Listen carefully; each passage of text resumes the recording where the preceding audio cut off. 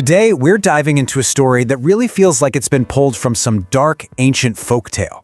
It's all about a deep friendship, an almost unbelievable betrayal, and a plan for revenge that's been simmering for 2 whole decades. It really makes you ask, how far would you go for a friend? And what happens when the past finally catches up with you?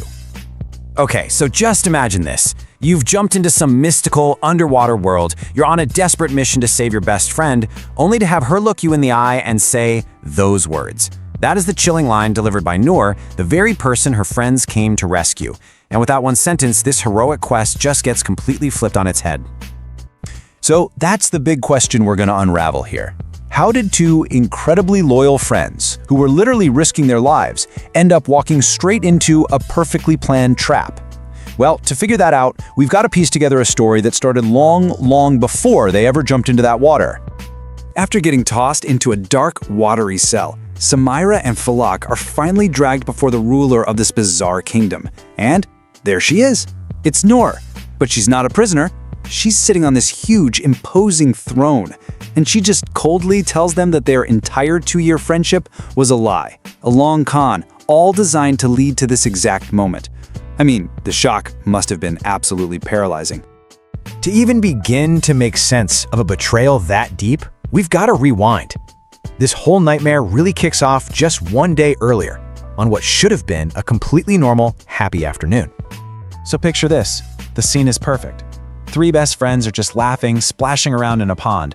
And then, in a split second, pure terror. Something that they can't see, something incredibly strong, just yanks Noor under the surface. All Samira and Falak can do is watch in horror as the very last trace of her, just her hair floating on the water, disappears. Now this is a real test of their friendship, right?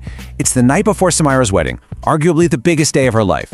But you know what? None of that matters. She ignores her father's desperate pleas, forgets all about the wedding, and she and Falak decide there's no way they're abandoning their friend. So they just hold hands and jump right into that pond, into the complete unknown. And this is where our story takes a really sharp turn, into the past. Because Noor's disappearance, this whole underwater kingdom, the trap, none of it is random. It's all connected to a horrific event that went down 20 years ago. Yep, we're jumping back 2 decades, because the real reason Noor betrayed her friends has nothing to do with their 2-year friendship. It's all about a life she lived long before she ever even met them. So, this is where her vengeance comes from. 20 years ago, Noor was a happy newlywed, married to a man she loved named Sham. But their neighbor, Balwant, was just eaten up by this toxic jealousy. One night, it all boiled over, and he brutally murdered Sham. Noor saw the whole thing, but before she could do anything, Balwant and his brother Soham attacked her and threw her body into that same pond, leaving her for dead. But she didn't die. Instead, an ancient sorceress found her and gave her a choice.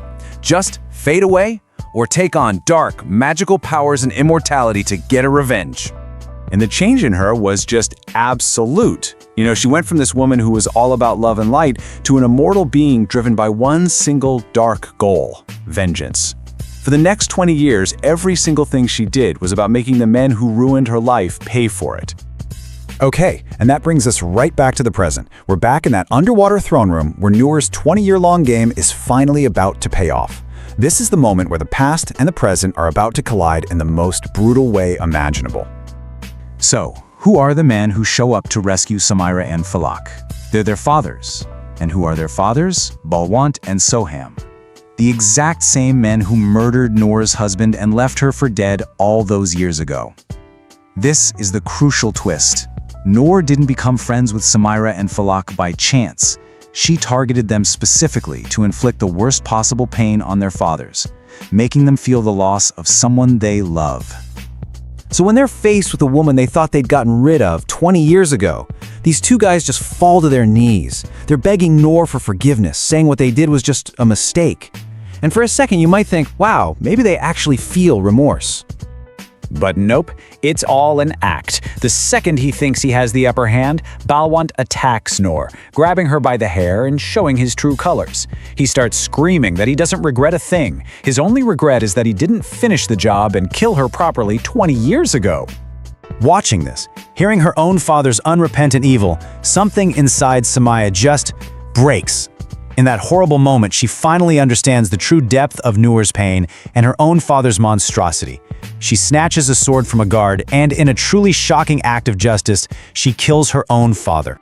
And that single action changes everything. It's not the revenge Noor had planned, but it was justice. And it leads to this really tragic, but also profound ending for every single person involved. On her knees, covered in her father's blood, Samira says she acted not as a daughter, but as a human being confronting pure evil. And she vows to stay in Noor's dark kingdom forever, as punishment for her father's sins. And seeing this, seeing the child of her enemy deliver justice and take on that burden, Noor finally feels that heavy, 20-year weight of hatred start to lift from her shoulders. Her life's purpose is fulfilled, so Noor doesn't need her immortality or her dark powers anymore. She seeks something called mukti, which means release or liberation.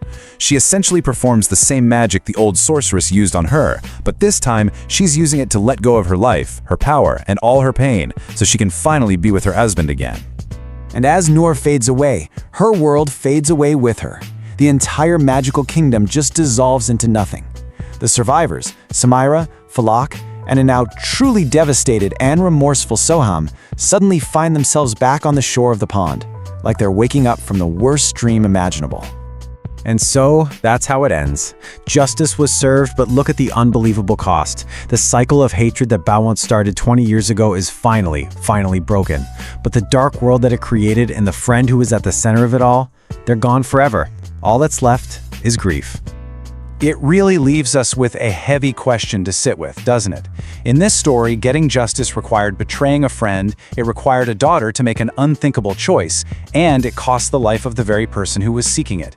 It just makes you wonder, even when revenge feels completely justified, what is the real price you end up paying?